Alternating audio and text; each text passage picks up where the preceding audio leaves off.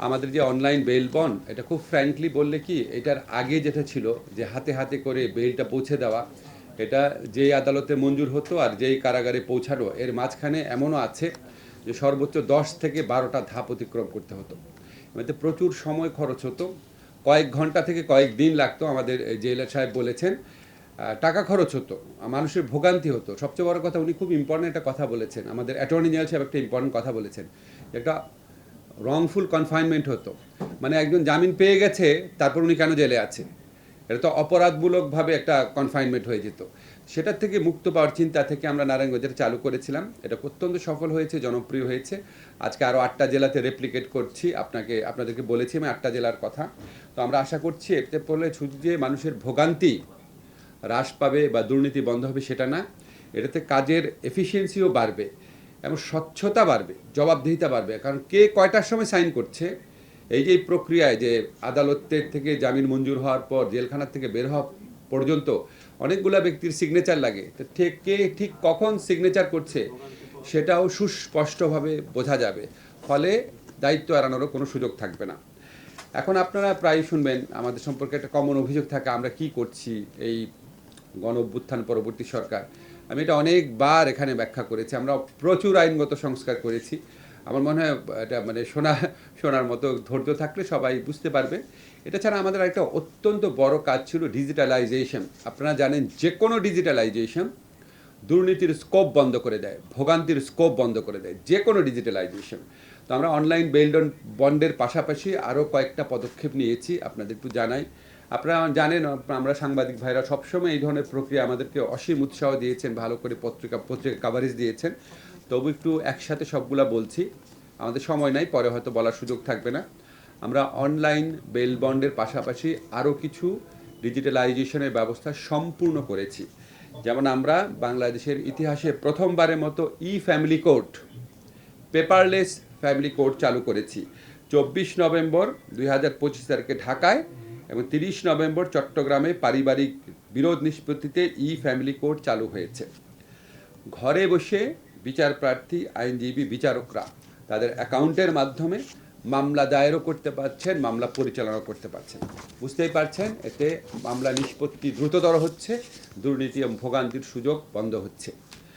আমরা সত্যায়ন করেছি, এটা ছোট কাজ কিন্তু অনেক মানুষ উপকার পাচ্ছে। আগে সত্যায়ন করার জন্য ঢাকা এসে দীর্ঘ লাইন ধরতে হতো, এখন ঘরে বসে বসে অনলাইনে দ্রুত সত্যায়ন সেবা পাওয়া যাচ্ছে। আমরা কজ লিস্ট করেছি, এটা আগেও ছিল কিন্তু এটা আমরা সম্পূর্ণ করেছি। অনলাইনে মামলার তালিকা, তারিখ, বিচারিক সিদ্ধান্তের সারাংশ, পরবর্তী পদক্ষেপ এবং অগ্রগতি দেখার সুবিধা পাওয়া যাচ্ছে।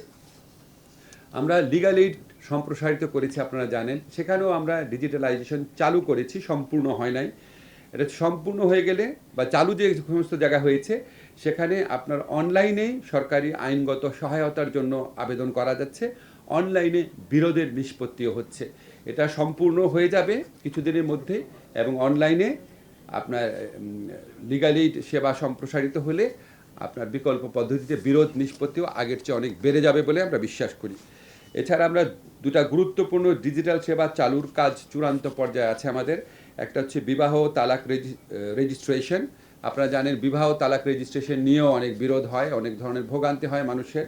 তো বিবাহ তালাক রেজিস্ট্রেশন আছে কি না, ওই সুযোগে মেয়েদেরকে অনেক হয়রানির সম্মুখীনও হতে হয়, এমনকি তাদের আইনগত অধিকার থেকে বঞ্চিত করার পদক্ষেপও নেওয়া হয়। আমরা এটা অনলাইনে করার ব্যবস্থা করছি। বিবাহ তালাক নিবন্ধন, এটা সম্পূর্ণ অনলাইন রেজিস্ট্রেশন কাজ চালু হবে। এটা চালু হওয়ার কাজটা অলরেডি শুরু হয়েছে। আরেকটা আমাদের অত্যন্ত অ্যাম্বিশাস প্রজেক্ট আছে, এই প্রজেক্টটা অনেক বড় প্রজেক্ট প্রণয়ন করতে আমাদের অনেক টাইম লেগে গেছে। এটা হচ্ছে, আপনারা জানেন যে জমি জমা সম্পত্তি রেজিস্ট্রেশন, এটা নিয়ে মানুষের প্রচুর ভোগান্তি হয়। সাব রেজিস্ট্রি অফিসের প্রতি অনেক কমপ্লেইন থাকে মানুষের। আপনার ভূমি মন্ত্রণালয়ের ক্ষেত্রে অনেক ধরনের কিছু কিছু জিনিস শোনা যায়, কারো কারো ক্ষেত্রে শোনা যায়, সেখানেও আপনার অনলাইনে রেজিস্ট্রেশন হওয়ার পরও ভোগান্তির একটা নতুন পর্যায় শুরু হয়। তা আমরা যদি জমি জমা এবং সম্পত্তির ডিজিটাল রেজিস্ট্রেশন চালু করি তাহলে এই ভোগান্তি বহুলাংশে হ্রাস পাবে বলে আমরা বিশ্বাস করি। তো অনলাইনে জমি জমা সম্পত্তি রেজিস্ট্রেশনের জন্য একটা প্রকল্প আমরা অলরেডি অনুমোদন করেছি, প্রকল্পের কার্যক্রম অলরেডি শুরু হয়েছে। এই জমির দলিল নিবন্ধন প্রক্রিয়া অনলাইনে সম্পাদনের জন্য অলরেডি আমরা রেজিস্ট্রেশন আইন সংশোধন করে রেজিস্ট্রেশন প্রক্রিয়াও সংযুক্ত করেছি। আমরা থাকবো না, কিন্তু আমরা বিশ্বাস করি পরবর্তীকালে যে সরকারই আসবেন রেজিস্ট্রেশন যে প্রকল্পটা আছে এটা তারা পূর্ণ দমে তারা বাস্তবায়ন করার চেষ্টা করবেন। এই প্রকল্পের যে পিডি নিয়োগ, এই প্রকল্পের অর্থ বরাদ্দ, এই প্রকল্পের অফিস নেওয়া সব কিছুই আমাদের আমলে শুরু হচ্ছে। আশা করি আমরা 2026 সনের মধ্যে এই প্রকল্পের কাজ শেষ হবে না? চান্স আছে? আচ্ছা, সরি, এটা একটু সময় লাগতে পারে, 1 থেকে 2 বছর সময় লাগবে। কিন্তু যখন আপনার এই যুগান্তকারী কাজটা সম্পন্ন হবে তখন জমি জমা সংক্রান্ত মামলা এবং জমি জমা সংক্রান্ত মামলা থেকে অনেক ফৌজদারি মামলা হয়, সেই মামলার প্রকোপ বহুলাংশে কমে যাবে। এই কাজটা অলরেডি শুরু হয়েছে।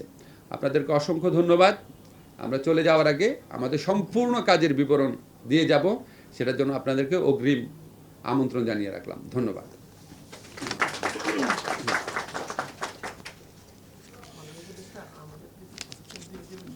কথা বললে হয় কি, আমি বলি কথা বললে আমার এই জিনিসটা থাকবে না, এটা থাকবে না।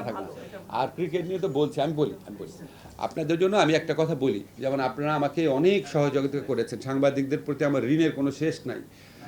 সাংবাদিক মানে হচ্ছে প্রশ্ন করার ইচ্ছা, সেই প্রশ্ন করার ইচ্ছাও অনেক সময় দমন করেছেন। প্রশ্ন করতে দেই না কেন, যে সংবাদ সম্মেলনের মূল বিষয়টা হারিয়ে যায়। কিন্তু আপনাদেরকে আমি কথা দিলাম, আমি যাওয়ার আগে আপনাদেরকে মুক্তভাবে প্রশ্ন করতে দেওয়ার একটা সাংবাদিক সম্মেলন করব। ও আচ্ছা, সে ঠিক আছে। আমরা আসলে এটা তো ধাপে ধাপে করতে হয়, আপনি জানেন অনেক প্রস্তুতি লাগে। আপনি ভালো একটা প্রশ্ন করেছেন এই সংক্রান্ত, যে 8টা জেলায় করেছি, আরও জেলায় করবো কিনা। আমাদের তো অবশ্যই ইচ্ছা আছে আমরা 64 জেলায় করব। কিন্তু যখন আমরা ধরেন চালু করে দিই, একটা জেলাতে নারায়ণগঞ্জে চালু হওয়ার পর বেনিফিট পাচ্ছি, তারপর ওটার পর আরও 8টা জেলায় করছি, তারপর এই প্রক্রিয়া বন্ধ হওয়ার আর কোনো কারণ থাকবে না। আমাদের আর আছে 20-25 দিন, আমরা চেষ্টা করব আরও কয়েকটা জেলা চালু করার। নিশ্চিত না, কিন্তু 9টাতে মোট চালু হয়ে যাবে, এটা নিশ্চিত আমরা। এবং আমরা মনে করি এটা অবশ্যই আগামী 6 মাসের মধ্যে সবগুলো জেলাতেই চালু হয়ে যাবে। পরবর্তী সরকার অবশ্যই রাখবে। শোনেন, পরবর্তী সরকার রাজনৈতিকভাবে সমস্যায় পড়ে এই ধরনের জিনিস ছাড়া বাকি সবই রাখার চেষ্টা করে, তো এটা তো রাজনৈতিকভাবে সমস্যায় পড়বে না। এবং আমি বিশ্বাস করি পরবর্তী যেই দলগুলোই ক্ষমতায় আসবে, আমরা কিন্তু অলরেডি শুনি যে ওনারা দুর্নীতির বিরুদ্ধে পদক্ষেপ নেবেন, ওনারা সুশাসনের ব্যবস্থা করবেন। এটা তো এসেনশিয়াল কাজ। এই সমস্ত কাজ পরবর্তী সরকার, কোনো সরকার যে দলই ক্ষমতায় আসুক, বাধা দিবে বলে আমরা মনে করি না। ধন্যবাদ। আপনি কয়েকদিন তো বললেন বিভিন্ন জেলায় এটা কেমন, মানে কেমন সাড়া পেয়েছেন